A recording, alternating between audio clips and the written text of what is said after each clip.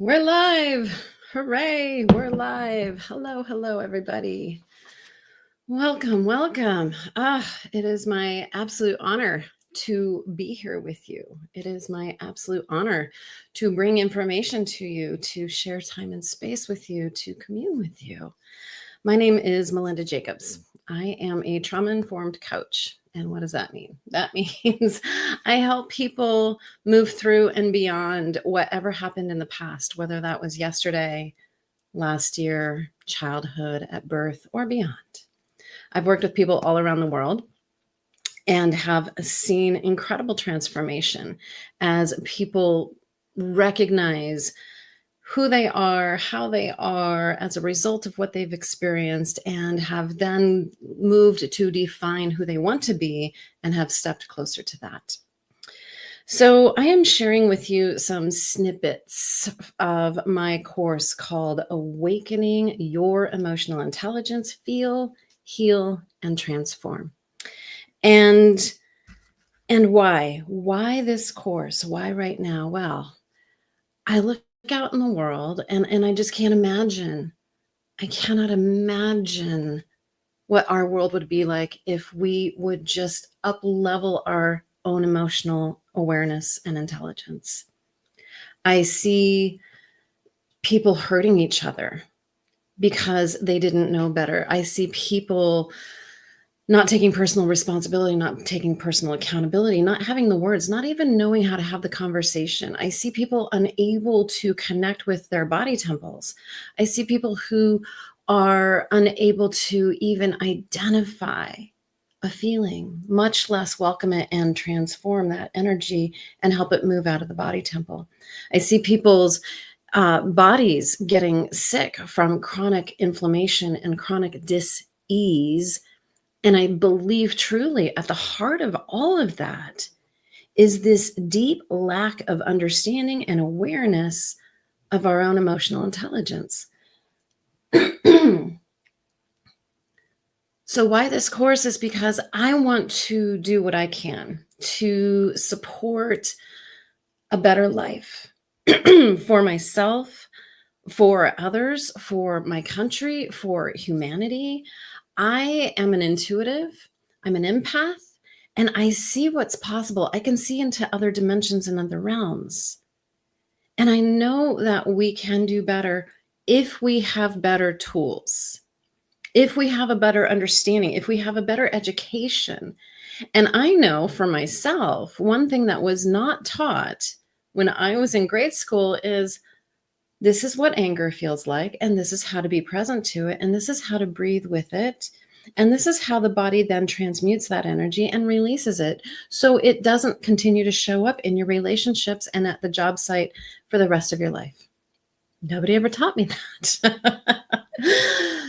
So this work, this course, this information is inspired, and that means it was channeled. Yes, I did some reading. Yes, I did a little research. Yes. And I have for my whole life been so tuned in, tapped in, and have had guidance just kind of with me through life. And it's been an amazing life having that wisdom available to me. And it's a deep belief that we are tapped into a higher wisdom, that there is a collective body of information that is available, accessible to everybody at all times, and you don't have to open a book to access it. How wonderful is that? And so that's my teacher. That's where this information comes from. It comes from beyond just our human experience, and it comes from a place in the sacred. Call it God, call it the universe, call it George or Bob. I don't care what we call it, but that's where this is coming from.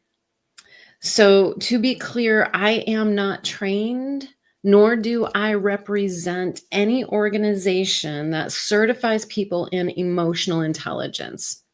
That I am not representing them. And I am sharing with you my own journey, my own understanding, and something that's coming from a higher authority, a higher resource. And absolutely, I'm going to, through our time together, give you tools, give you some powerful questions to ask yourself, and give you ways to start integrating this work so you can up-level your own, awaken your own emotional intelligence. And the tagline, the subtitle of this course is Feel, Heal, Transform. There's the map. There it is, right there. We have to learn how to feel in a way that's productive. We often feel in a way that's very counterproductive. And then we get to heal it. And I will be offering tools and suggestions of how to do that. And as a result, the natural byproduct is we transform, we become a different person. So why this course? Because it's time, because we need to up level, because we will continue in this repeating history as it is, because here we are repeating it again until we do it differently, until we have a new awareness. So let's grow, let's shift together, shall we? I want to share some resources with you. This is, again, I just want to be very clear. I channel most of my information and then I'll read it in a book and I'm like, oh yeah, I was seeing that. I saw that. I was shown that. So please know that I have not read these cover to cover. Brene Brown, The Gift of Imperfection, is a wonderful, amazing book. I love her writing and her ability to help us see our humanity is so incredible, and just developing that power of authenticity, really, really great. Eckhart Tolle, The Power of Now, how to be present in the present moment. Very powerful information. Bessel van der Kolk, The Body Keeps the Score. Very, very good information about brain, mind, and body and the healing of trauma and how it impacts us, how it impacts our nervous system, how our brain gets hardwired after experiencing difficult, challenging experiences. Another Brene Brown, she's really one of my faves, Rising Strong, how the ability to reset transforms the way we live, love, parent, and lead. Again, it's really about opening and awakening our awareness and recognizing we can do it differently. That's what this course is for. And this one, oh, my dear friend, Dan Goleman, I don't know him personally, but I feel like I do. Emotional intelligence, why it can matter more than IQ. Intellectual quotient. So I want to just give a little caveat about this book by Dan Goleman, Emotional Intelligence. This is really written from a pretty academic space, which I do enjoy reading. Academia, I really do. There's a lot of wisdom to be had there. I wish that his stories had a little trigger warning because they're graphic and they're violent and they're intense. So there's your trigger warning. But there is amazing, amazing information in his stories, and talks about emotional hijacking and all these things I'm going to talk about later on. So I'm doing this course, this snippet, this little look-see into this course that I've created as a love offering. This is my gift to you. And if you feel moved and you would like to share back and honor the time, energy that it took to put this together, I'm so grateful to receive love offerings. PayPal me, Melinda at MV Jacobs. I'm also really grateful. Another way that you can pay me is to pay this forward. Share this video. I'm going to be doing this every week, every Monday, 10 a.m. So please share this video with someone else who you know could benefit from up-leveling their own emotional intelligence, their own self-awareness. That would be such a gift for me. Follow me on social media. Please do that. Sign up for my newsletter at my website, mvjacobs.com. And if you need support as we journey through this together, I am here for you, boo. I got you. I am in your corner. So you can reach out to me and you can set up an appointment or a complimentary consult there as well. So let's dive in a little bit about this course. I want to share a quote with you from Carl Jung. To love someone else is easy, but to love what you are, the thing that is yourself, just as if you were embracing a glowing red hot iron, it burns into you. And that is very painful. Therefore, to love somebody else in the first place is always an escape, which we all hope for. And we all enjoy it when we are capable of it. But in the long run, it comes back on us. You cannot stay away from yourself forever. You have to return, have to come to that experiment to know whether you can really love. That is the question, whether you can love yourself. And that will be the test.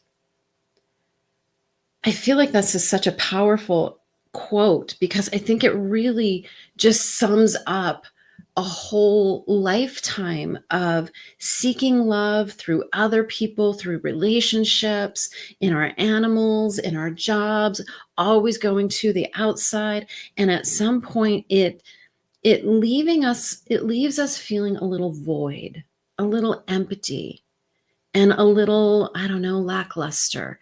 And so we continue to seek. But what Carl Jung is really pointing to is, beloved, you got to come back here. You got to come back here and learn to embrace the all of you, which means the parts that are messy, which means the parts of you that are maybe acting in particular ways that are unpleasant at times. And maybe those parts are acting as best they can with the tools they have, right? We didn't learn better tools. So we're going to do what we have with what we have until we get something different. I use the analogy of a high heel. When I got my first apartment, I moved in, I was trying to hang pictures, but I didn't have a hammer. I had a high heel. And so my high heel became my hammer, and I'm, nailing in pounding in nails into the walls with a high heel. Left a lot of dings in the wall, but it did get the nail in. I believe that from a very young age, we are seeking ways to soothe and comfort ourselves, but we just weren't given the right tool. And so we do the best we can with what we have until someone takes Melinda down to Home Depot and says, here's a whole plethora of hammers, small and big, and mallets and rubber mallets, so you don't mark your floors when you're installing them. So this course is about coming back to ourselves.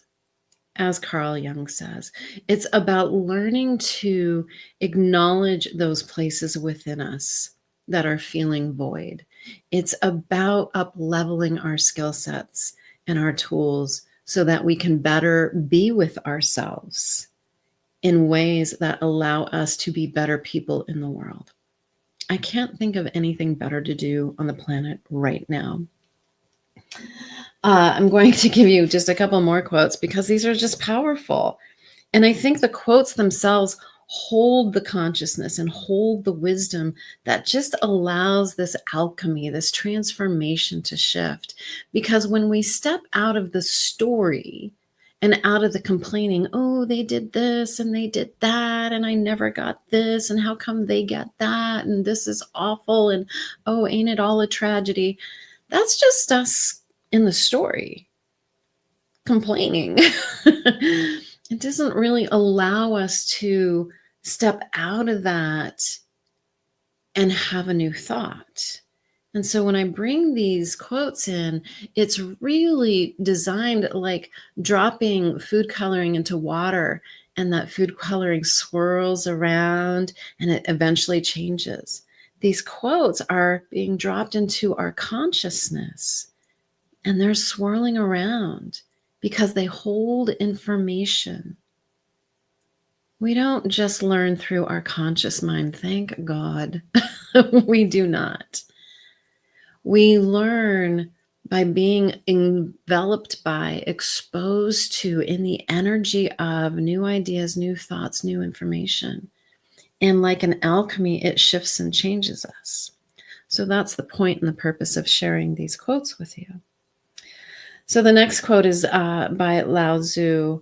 The journey of 1,000 miles begins with one step. That's all it takes, beloved, just one step. And you listening to this, you acknowledging that maybe you could do it a little better, maybe you could do it a little different, that's a big step. And I believe in baby steps. We're going to talk later today about where you are now and where you want to be relative to your emotional awareness and intelligence. But we're not going to go from completely like a 0 to 100. We're just not going to take that in one step. It's the small little baby steps along the way that get us through the journey. A journey of 1,000 miles. One step. And here you are. You took it. Good for you. And then Elizabeth Gilbert says, your emotions are the slaves of your thoughts. Think about that. Your thoughts cause your emotions. Our thought creates a cascade of chemicals, and those chemicals are then transcribed into a feeling that we call our emotions. And then we have a feeling, we have an emotion, and then we have another thought based on that feeling.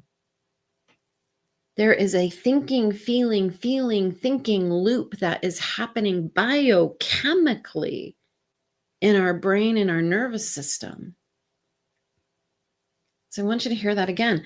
Your emotions are the slaves to your thoughts. There is the key to our freedom.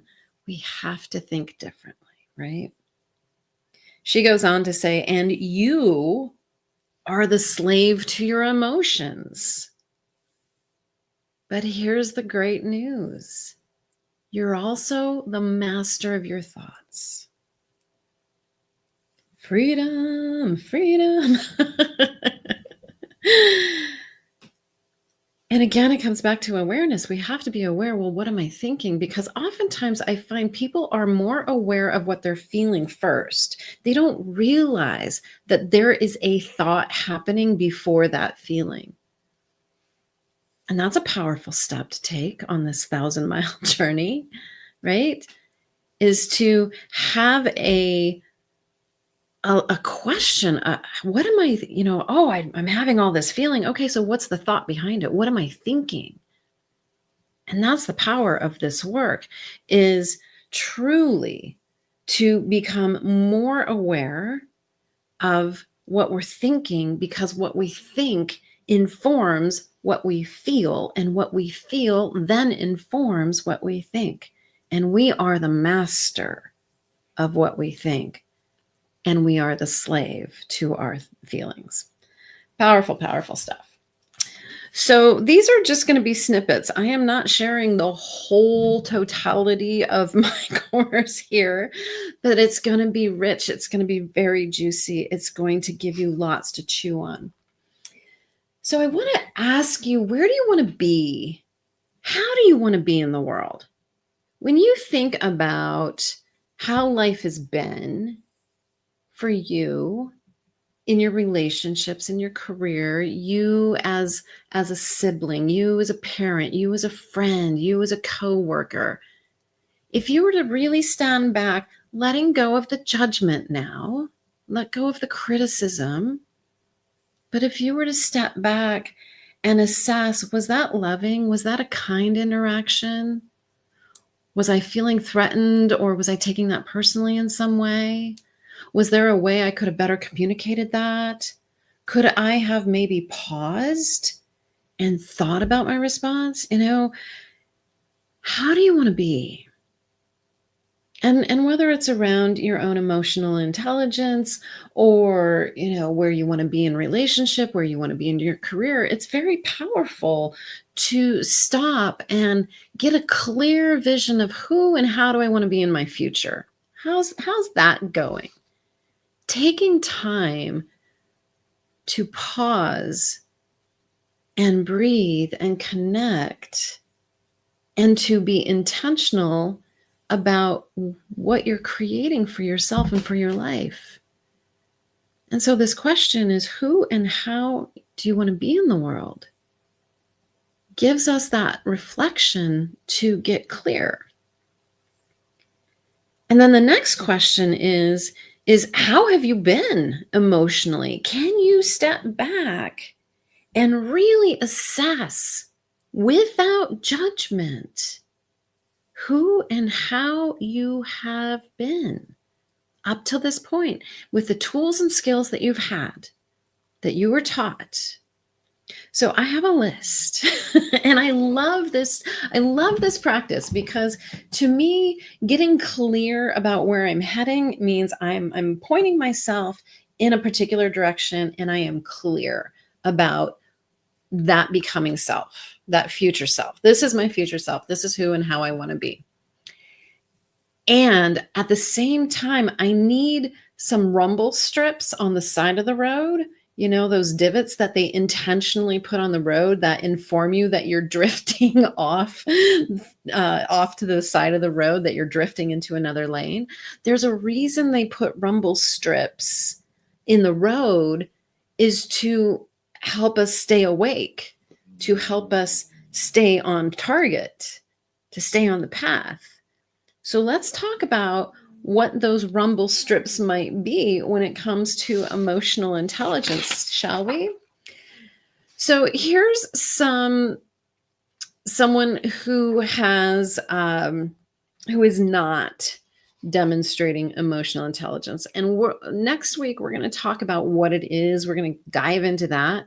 But right now, I want you to more think about setting some goals for yourself. And this list will give you lots of direction, I promise. These are traits of someone who has not learned or been taught skills of emotional intelligence. Sounds, looks, feels something like this. Reacts impulsively or explosively to stress or triggers. Blames others instead of taking personal responsibility. That is being demonstrated on a large scale right now. That's the one that's driving me a little bonkerdoodles. Avoids or suppresses emotions, pretending everything is fine. Struggles to name or identify what they're feeling. Takes things personally, often feeling attacked or misunderstood. Gossips or complains frequently. Interrupts or talks over others without listening deeply. Feels overwhelmed by emotions and shuts down. Needs to be right or control situations. Withdraws or ghosts in conflict instead of engaging. Holds grudges and struggles to forgive. Seeks validation or approval from others. Becomes defensive when receiving feedback. Criticizes or judges themselves or others harshly. Has difficulty setting or respecting boundaries. Feels like a victim of circumstances. Resists change or fears growth. Uses substances, food, or distractions to numb feelings.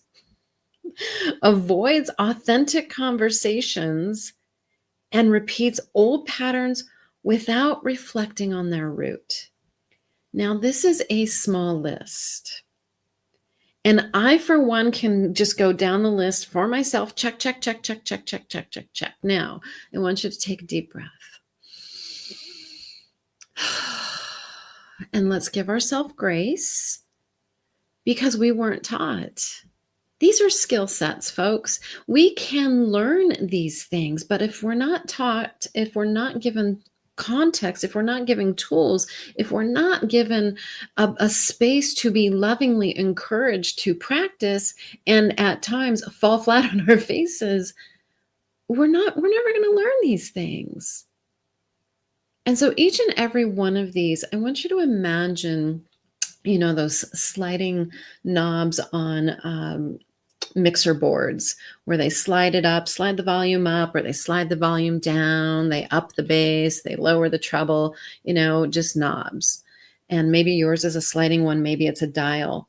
But I want you to imagine each one of these things on a scale of 1 to 10.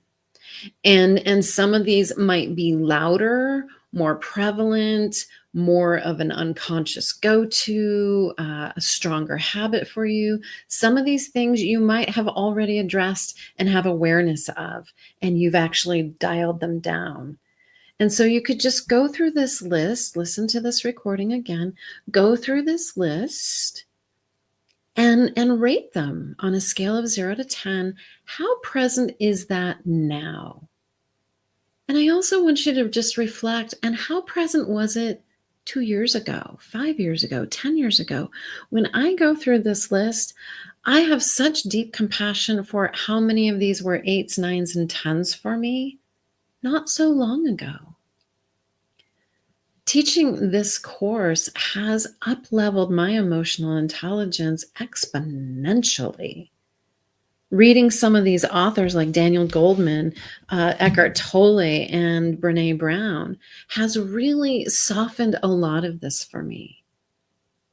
And it's just from the willingness to want to shift it and do better and be better and give myself grace.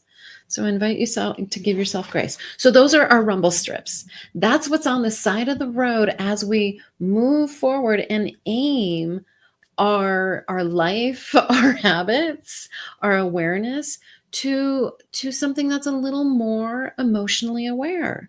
So here's the list of the traits that you can begin to put your sights on, to practice until we meet again. Think about these and how you might incorporate just one. Don't take on the whole list. That's too much. Baby steps, remember? Small little changes. So here's some traits of someone who has dialed down those old habits and has up-leveled and awakened their own emotional intelligence. They pause and respond consciously rather than react. They take ownership of their thoughts, feelings, and behaviors. They welcome all emotions as valid messengers. Oh, I love that one. They name and process feelings with awareness and compassion. There's that relationship that Carl Jung was talking about. We're coming back to ourselves, loving on ourselves. Hold space for others without absorbing their emotions. Hello, empaths. I see you out there. They set and honor clear boundaries. They set those boundaries for themselves. They honor others' boundaries as well. They practice self-inquiry and reflection. I'm going to add without judgment. They seek understanding instead of needing to be right. They remain present and grounded in conflict. I just want to invite you to just notice if your body's tensing or tightening. I just felt my heart tighten a little bit on that last one. I'm like, oh, okay. That one's one where that I get to practice because my body's telling me, ooh, that feels scary for some reason. Okay. Receive feedback as an opportunity to grow. They offer forgiveness to themselves and others with ease. They navigate challenges with curiosity instead of fear. They choose compassion over judgment. They ask for what they need clearly and calmly. They communicate honestly while honoring others' truth. They regulate their nervous system through embodied tools. I'm going to teach you some of those tools. They validate their own emotions without external approval. They make aligned decisions even when uncomfortable. They stay open and adaptable in uncertainty. They recognize their triggers as opportunities to heal. Powerful, powerful things to keep your sights on as far as who do I want to be? How do I want to be in this world? How do I want to show up in this particular family dynamic? How do I want to show up with this particular person that just challenges me to the core? I invite you to come back to this. Listen again, repeat it again, get these written down so that you have them in front of you. Because the more we keep the good behaviors, I don't like that word good, the emotionally aware and emotionally intelligent behaviors and traits, the more we keep those in our sights, the more we can align to them. So my invitation for you, beloved, is to be gentle, to take 1, 2, maybe 3 of the rumble strips and just watch them play themselves out. Don't try to change them, not yet. I've got lots of information of how to be in the realm of change. And then pick one of these healthier traits to practice this week. Take it into your job, take it into your relationships, take it into your relationship with yourself and your body, and practice it and observe and get curious with yourself. Yeah. It's my absolute honor to be with you on this journey. And I am here for you to answer questions.